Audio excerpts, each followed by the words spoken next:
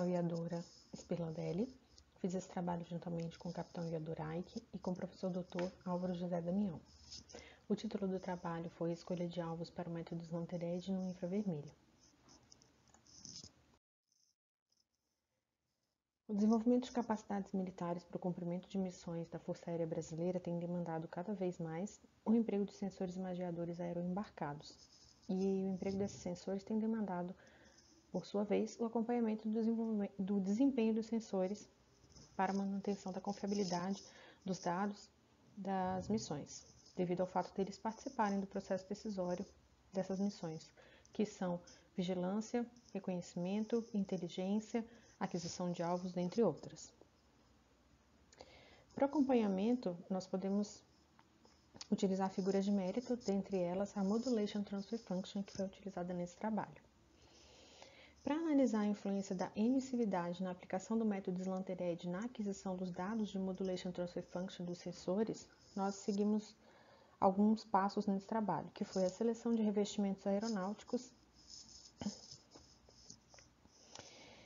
a caracterização da emissividade desses revestimentos, que foi a primeira fase experimental, a combinação das diferentes emissividades, que foi a preparação dos alvos para a segunda fase experimental, a análise das bordas elaboradas com o algoritmo SFR-MAT4, que foi propriamente dita a segunda fase experimental, e depois a verificação da relação da diferença de emissividade com o contraste apresentado no visível que é necessário para a aplicação desse método Slanthed.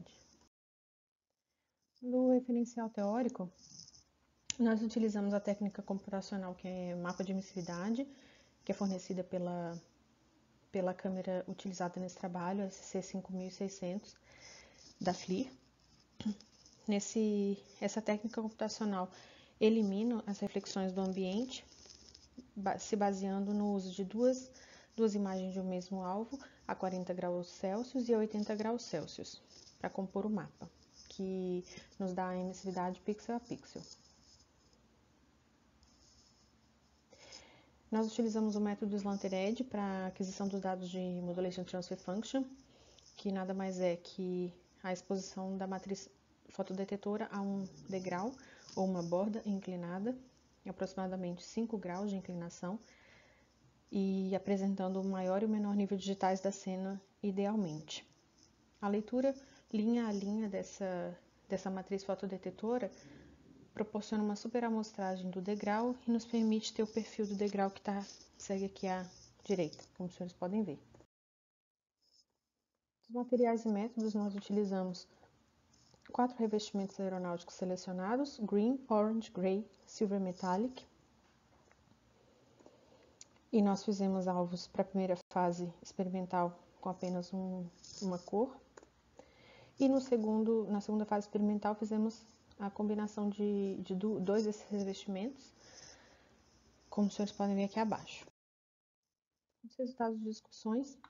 Na primeira fase experimental obtivemos os dados de emissividade, tendo como referência o alumínio polido, que na literatura apresenta valores de 0,05 a 0,1 de emissividade. Nós atingimos 0,07, mantendo a mesma condição para os demais revestimentos. Nós consideramos satisfatórios os resultados obtidos nessa fase, então fizemos a combinação das emissividades para ter valores variados de diferença de emissividade para a análise dessas bordas pelo algoritmo. Aqui uma imagem no infravermelho médio da primeira borda, da borda número 1, que foi selecionada.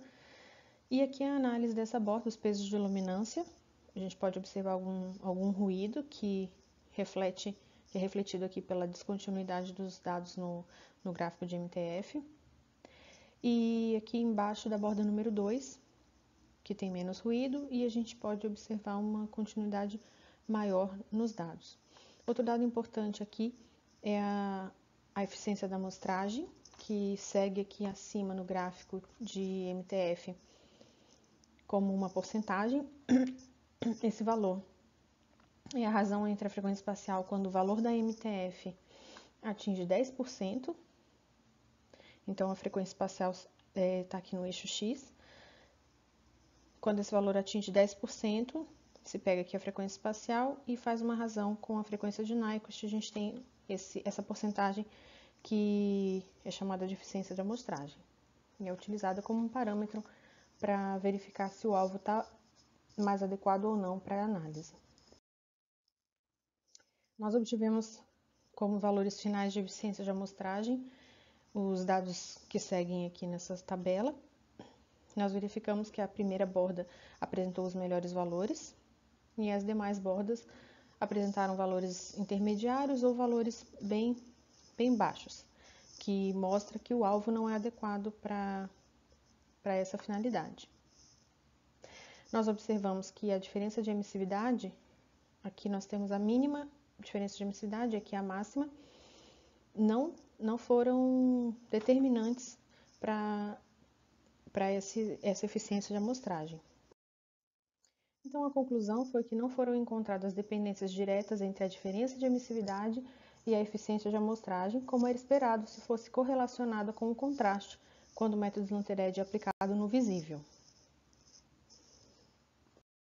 Essas são as referências que nós utilizamos. Eu agradeço pela atenção